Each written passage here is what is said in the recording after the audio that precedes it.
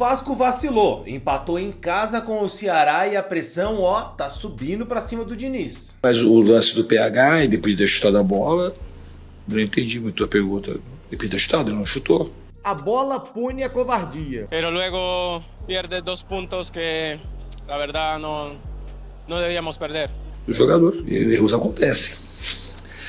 Erros individuais, hoje assim, hoje teve erro individual mais claro. Se não existisse a roda, não existisse o avião, o Diniz inventaria. Você vai ver no vídeo de hoje a coletiva do Fernando Diniz, a fala dos jogadores, os torcedores revoltados e muito mais. Mas antes, se você não é inscrito, se inscreve aqui agora para apoiar nosso trabalho e receber mais vídeos como esse.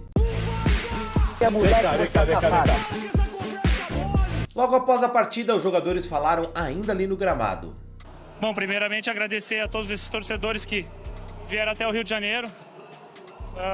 Fizemos uma partida muito sólida. Infelizmente tivemos um jogador expulso e Rodriguinho é um menino que trabalha muito, né? Foi um acidente de percurso. Felizmente a gente conseguiu empatar essa partida. Muito feliz por voltar a marcar gols. Eu vinha me cobrando bastante sobre isso. Só as pessoas que me acompanham no dia a dia, que obviamente minha família de colegas e minha família que está em casa, minha esposa Rafaela, meus filhos Filipe e Ralf, sabem o quanto isso estava me incomodando. E hoje é quase um desabafo pessoal, porque nunca fui um cara de abaixar a cabeça para dificuldades e hoje a dificuldade estava muito extrema, porque tínhamos um jogador a menos e esse gol vai para minha família do vestiário e minha família em casa que está lá no Ceará me assistindo. Bueno, buenas noches. Sí, fue emocionante el debutar y marcar un gol, pero luego pierde 2 puntos que la verdad no debíamos perder. Es una pena la falta de comunicación y eso opaca un poco el estreno mío el día de hoy. O Fernando Diniz, na coletiva, falou sobre erros individuais e sobre quem ele tinha ou não que tirar do jogo. Mas o lance do PH, e depois de ter chutado a bola, eu não entendi muito a pergunta. Depois de ter chutado, ele não chutou. Foi uma escolha dele. Quantas bolas a gente chutou contra o Botafogo para frente?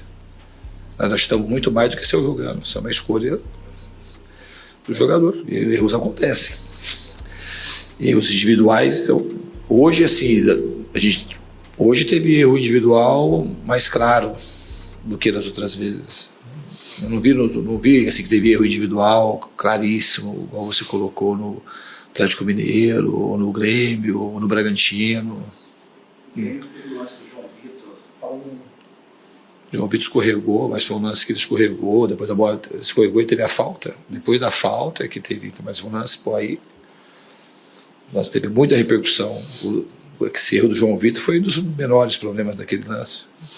Ele escorregou, fez a falta, a bola saiu da área, foi lá, a gente desviou a bola voltou para a área. Errar, futebol é um jogo de erro. Hoje a gente teve 2 erros assim que a gente não costuma cometer. Não tem nada a ver com os erros. O erro do Grêmio, por exemplo, foi um escorregão. Por conta do. Não tem nada a ver. Hoje a gente teve.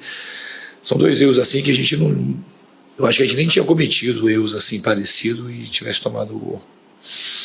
O Verde, hoje eu não via motivo para tirar o Verde do jogo. A gente precisava de gente para fazer gol. No fundo, se eu tivesse mais um. Eu coloquei o David, que é o cara que a gente tinha no banco, e mais se aproximava de jogar um pouco dentro da área. O jogo hoje ia terminar, independente do cara estar com. Se ele tivesse com um jogador a mais ou não, é um jogo que ia terminar em muito cruzamento. Ele é um cara especialista, ele eu concordo com você, não está fazendo o gol na especialidade dele, somente de cabeça, não está fazendo, mas ele é um jogador, mesmo quando ele não faz gol, ele está lá e a bola sobra para o outro. Ele é um cara que contribui muito na parte tática, contribui na bola aérea, e é um jogador que eu acredito. Não quer dizer que ele não vai sair. Hoje, especificamente, não é um jogo que eu achava que ele tinha que sair. Não achava de maneira nenhuma, eu achava que era um jogador, a gente tinha que, se tivesse um jogador, mais um jogador alto, ia fazer talvez 2 centroavantes, porque assim o jogo ia acabar tendo muito cruzamento como teve. A gente acabou fazendo o gol de cruzamento, tivemos outras chances de cruzamento também. O Ceará é um time, quando a gente vai andando com a bola e foi ganhando o campo, é um time que se tranca muito e acaba as jogadas saindo mais pelo lado. Hoje aconteceram os erros, a gente já fez alguns gols, muito mais gols do que a gente deixou de fazer por conta do erro do primeiro gol. Depois, se você quiser, a gente faz um catálogo. Aqui demora, quando a gente sai costurando lá de trás, demora para ser o gol na frente, então parece que a gente não faz gol porque sai jogando. E não é isso. É muito difícil a gente tomar um gol como a gente tomou hoje. De um erro de passe simples, como foi no primeiro gol. E se você falar assim, o time não tem nenhuma dificuldade de fazer a adaptação do jogo. Quantas bolas longas a gente fez contra o Botafogo? Você acha? A gente só jogou longo quase que o tempo todo. Hoje era um jogo que o time do Ceará, a gente errou porque errou. O jogo não estava difícil para jogar curto. E o lance do PH, do último lance, não tem nada a ver com você jogando. Ninguém tentou você jogando. Não fez nada ali. Ele não tentou dar a bola para o goleiro, não tentou chutar, não tentou fazer nada. Então não dá para você atribuir ao jeito de jogar o segundo gol. Se você falar do primeiro gol, eu concordo. Mas não é uma bola difícil para jogar. E o time tem muitos ganhos. Aí contra o Santos, que fez 6 gols e saiu uns 2 lá de trás, aí tá tudo bem. Senão fica fácil. Então você quer o que? Que a gente só chuta a bola longa? O time tem variado o jogo. Se você tiver boa vontade para ver, é fácil ver. Do Botafogo, principalmente, a gente saiu muito mais com bola longa do que com bola curta. Hoje era um jogo que não precisava sair tanto com bola. A gente não tinha, era que errar a coisa fácil. Senão a gente vai ser um time, aí quando tinha um outro treinador aqui que fazia bola longa, é porque faz bola longa. Aí a gente fica em cima do resultado. E aí fica essa injustiça, esse massacre, e a gente não informa o torcedor. Bom, mas a pressão tá subindo pra cima do treinador, que vem sendo muito cobrado nas redes sociais. A bola pune a covardia. Não tem como analisar de outra maneira o que foi esse empate entre Vasco e Ceará em São Januário.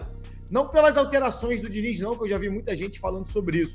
Acho que o Diniz até fez o que dava para fazer. O Vasco, quando fez o 2-1 em cima do Ceará, estava jogando com Nuno e Coutinho, formando dupla de volantes. E depois ele entra com o Lucas Oliveira e Paulinho para tentar conter, segurar, voltar para a normalidade do time, né? Tendo 2 homens ali, já que tinha à frente Andrés Gomes, David, Ryan e Verratti. Para mim, a covardia do Vasco não está nas alterações, mas na postura do time depois de fazer o 2-1. O Vasco, depois que fez o 2-1, mesmo jogando com um jogador a mais diante do seu torcedor, recuou e abriu mão da bola. Antes mesmo do Ceará conseguir fazer o seu gol de empate aos 49 do segundo tempo, tinha tido 3 oportunidades de levantar a bola na área com o Vina cobrando falta. Isso porque o Vasco recuou, o Verratti estava fazendo função praticamente de volante, como a gente já viu em outros jogos, marcando lá atrás um desespero como se fosse o Vasco, que tivesse com um jogador a menos dentro de campo. E aí não tem jeito, amigo. No futebol, a bola pune. E quando você é covarde dentro de campo, em relação à sua postura, você vai ser punido, e o Vasco foi punido mais uma vez. O erro, o gol, foi com erro individual, foi muito do Paulo Henrique, que vinha fazendo um bom jogo, inclusive, talvez um dos melhores em campo, junto de Coutinho e do Nuno. Só que não dá para perdoar o erro cometido, assim como não dá para perdoar o erro cometido pelo Matheus Cocão. E o futebol não perdoa. Esse tipo de erro que o Vasco tem cometido constantemente no campeonato vai cobrar um preço, e um preço alto do time. Inacreditável o final dessa partida aqui em São Januário, tá? Inacreditável. O time comandado pelo técnico Fernando Diniz conseguiu fazer o impossível, que era empatar com o Ceará aqui, pós-classificação, ímpeto. Cara, eu acho que é o que o torcedor menos otimista fala, é a realidade. Não dá pra confiar nesse time do Vasco, não dá pra confiar. É impressionante, cara. Jogo que era pra ter sido resolvido no primeiro tempo sem problema nenhum. Agora uma coisa eu vou falar aqui, o Diniz, se não existisse a roda, não existisse o avião, o Diniz inventaria. Cara, mais uma vez a gente vê dentro de campo aqui o Lucas Oliveira como volante. Aí eu pergunto pra você e vou perguntar pra ele lá na coletiva. É proibido ir no sub-20 trazer um volante para estar aqui como opção, já que não tem o Hugo Moura suspenso, o Tietê e o Jair lesionado? Teve 3 baixas de volante. Não pode ir no sub-20? Tem que usar o Lucas Oliveira como volante aqui? Diniz, cara, eu vou falar pra você, se não existisse roda, fogo, avião, internet, você inventaria. Fato. Mais uma vez, empate frustrante, o Vasco não consegue dar aquela alavancada na tabela de classificações e começa mais uma vez a luta contra o rebaixamento. Quero que você deixe lá nos comentários a sua opinião, que é brincadeira, hein? E aí eu te pergunto, cara, o Diniz foi mal nas substituições e o Vasco, hein, vai conseguir sair dessa má fase no Campeonato Brasileiro? Comenta aí, quero saber a sua opinião.